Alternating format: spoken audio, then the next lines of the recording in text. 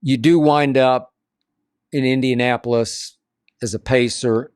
And tell me what you remember. Recount for me what happened that night of November 19th of 2004. I remember going into a big rivalry. This is my first game in a big rivalry. They just played in the East Conference Finals. Yep. This is at Detroit, obviously. Yep, at Detroit. Big time TV game. They are defending champions, but we coming in, everybody saying this is the championship team. These guys gonna win the championship. You know what I'm saying? These are the champions. Yeah. And we was there to prove it, and we were proving it.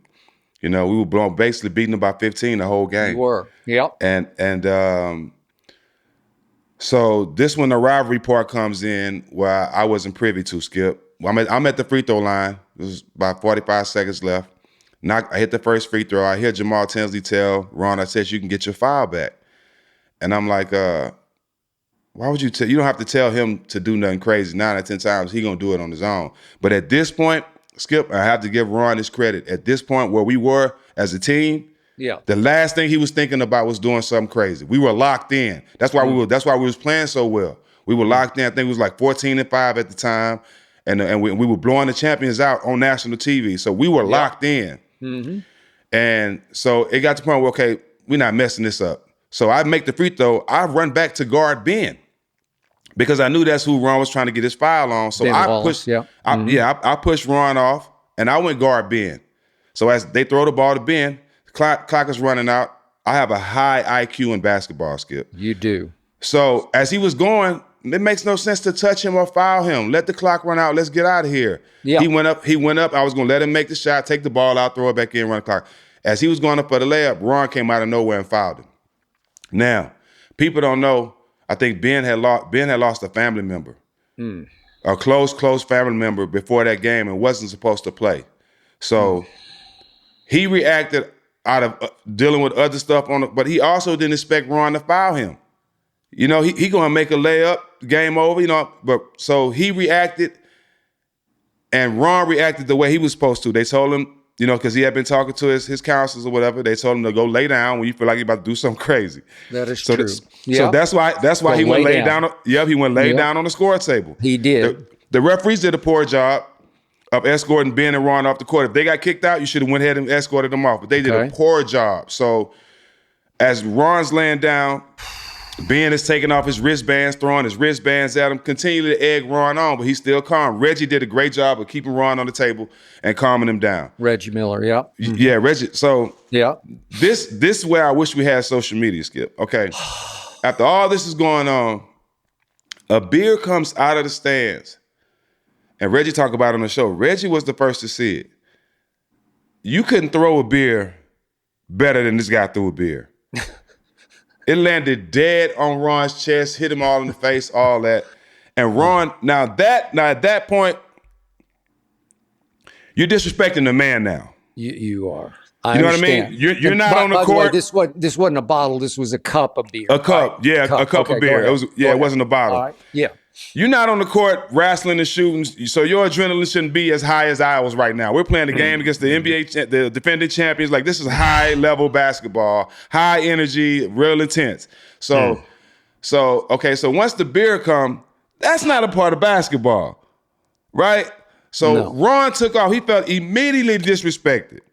I did everything I was supposed to do. I'm not trying to cause a scene in here. I'm calm, and the beer comes, bam. He ran beeline straight to the guy next to the guy who threw the beer. He didn't even grab the guy who threw the beer. He got the guy next to the guy. Once he goes, Skip, it's a picture that I seen. I want to actually blow it up in my house. But soon as Ron goes, it's a picture of the whole team immediately turn and hopping over the stands and going with him. I love the reason why I love that picture because that's some real team unity. That's it. I don't think you have 3 teams in the NBA right now. If one player ain't winning the stands, that the whole team going. No, not today. Agreed. I'm with you. Even though it's highly dangerous for everybody to go up there, there's nothing great that can happen up there. But you got to have his back. You got to have his back. We'll deal with the consequences later. Yeah. And we had a whole bunch of guys like that on that team. So I get up there, and this what I'm glad you because I like to explain this, Skip. All right. I ran 6 rows up before I touched anybody. So I didn't go in there being Steven Jackson from Port Arthur, wacko jacko, and just go up there swinging on people. I didn't do that. I ran past everybody. When I got to the 6th row, I grabbed my teammate first. And as I grabbed Ron, another fan threw a beer in his face right in front of me. So I'm like, okay, all bets off now. All bets off now. So I had to defend my teammate. One thing led to another, where all this happened in probably like 3 minutes. I get back to the court.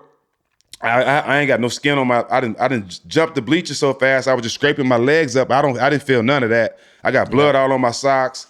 And we get back to the locker room. And everybody adrenaline just high. We about to fight the coaches. We arguing with the coaches. Somebody coming in says, "Don't leave." Some guys are going to jail. Like it was Ron asking, "Are we gonna get in trouble?" It was so much going on in that time. It was so much going on in that time. But I don't regret it. If me and you go to a bar right now, Skip, and somebody disrespect you, I'm going. That's just how I am. Absolutely, and vice versa. Not that I could defend you, but I'd try. But we going together. Yes, sir. Did you land any punches up in the stands? Yeah, the first punch I threw, I came real close to knocking the guy out, because when I hit him, he fell, and I was on my way to actually put out to stump him out, and one of my teammates grabbed me. Once I threw that punch, I was in fight mode, so he was down. I was finna go put my foot to his face. Yeah. And but somebody, thank God, they grabbed me and pulled me back and helped. Yeah.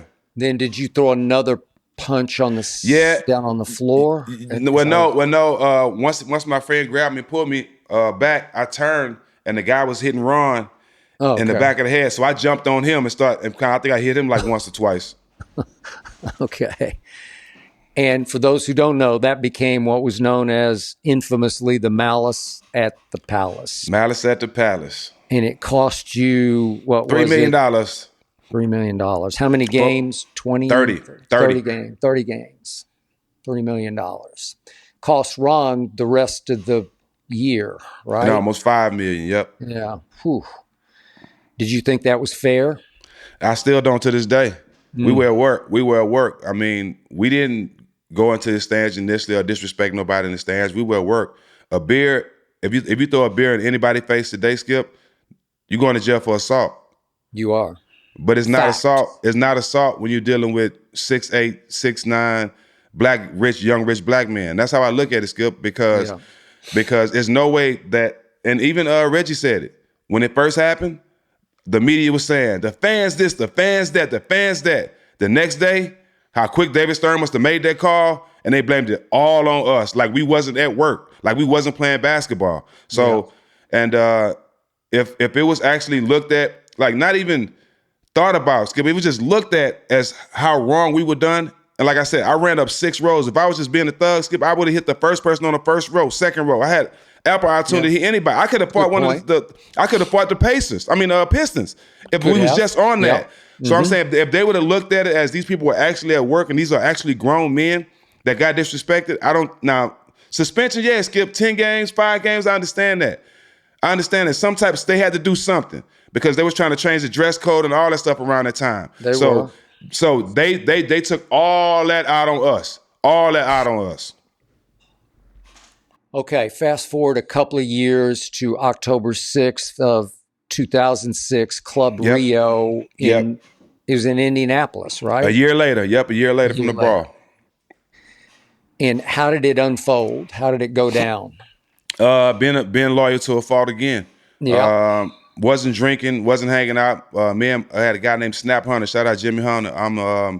I am the godfather to his son. His son is doing some amazing things right now. He actually played Michael Jackson and Michael Jackson's brother in the movie, and actually played in Lion King on Broadway. Oh yeah, he's an amazing kid. But his father was trying out with me, and we were with our wives the whole day shopping.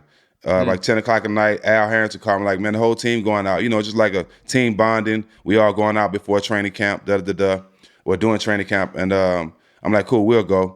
We go, hang out in strip club for a minute. Like I said, I had been out all day with my wife, so I was tired. Al's leaving, going to another club. I'm leaving, going home. As we're leaving, some guys chase Jamal Tins outside the club. I mean, they're running after him. So I don't know what's going on. Like I said, I'm just a law guy. We had just got gun license, so I had my gun on my hip in my holster. So I hopped out, ran over there. By the time I get to him, I see nobody has a gun, so I swing at one of them with my gun. We about to start fighting, and more guys. I seen they was probably like 30 deep in the club, so more guys come out.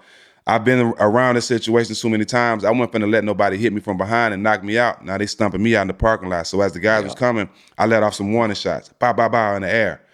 And when I let those warning shots off, everybody started running. Security grabbed me because this was a club we go to all the time, Skip, so they knew us.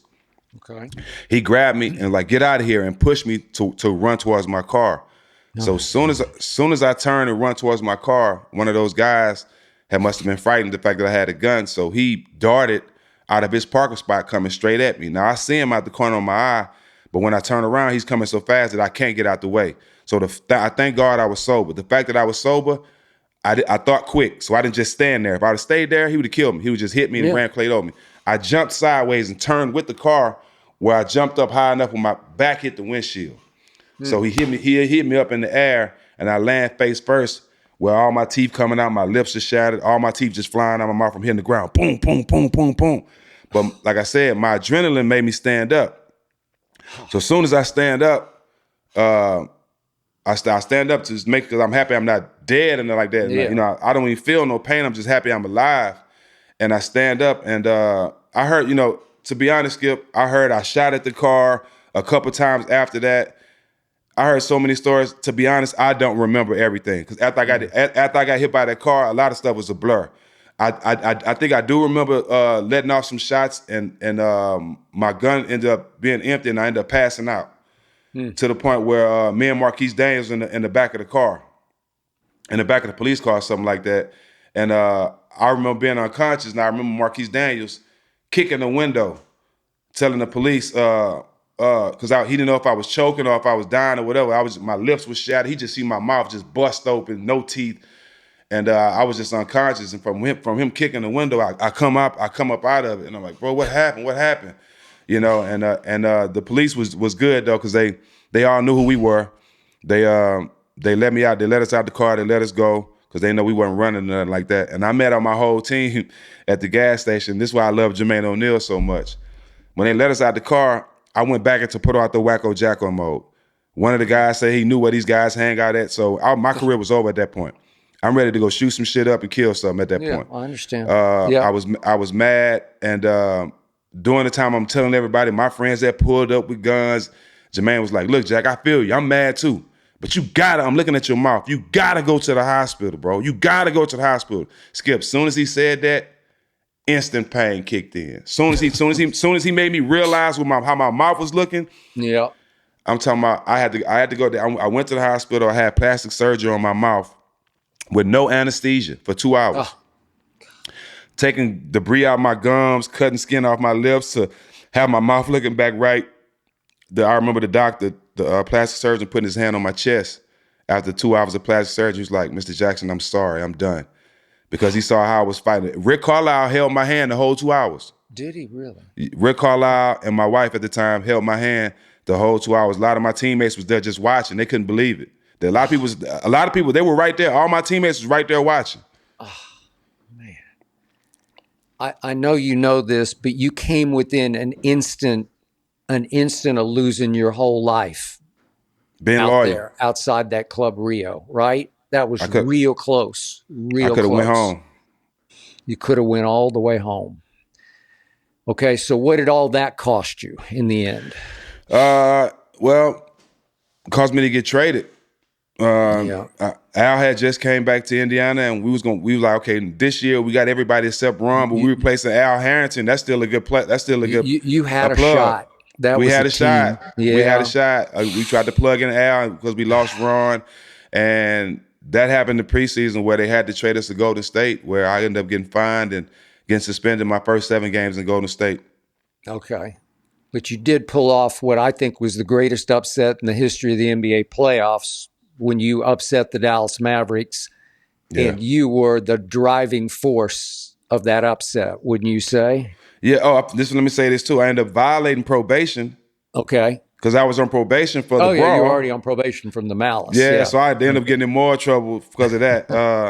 But Golden State, that I think that Dallas, even just being in Golden State and that Dallas series was me needing a change in scenery. Don Nelson, I needed Don Nelson. I needed Baron Davis. I needed Monte Ellis. I needed Jason Richards. I needed Al. I needed Matt Barnes. I needed all these guys at the time because they allowed me to be me. As soon as I showed up, we had Baron Davis, but Don Nelson even not Don Nelson and Baron Davis made me feel like I was the best player on the team. So and I needed that. And out of all the teams I've been on, out of all I gave to the game, no coach has ever made me a captain. Don Nelson did that. Like a lot of stuff he was doing, it made me feel wanted and respected. And I think that's why I played so hard and why I had such good played such good basketball while I was there.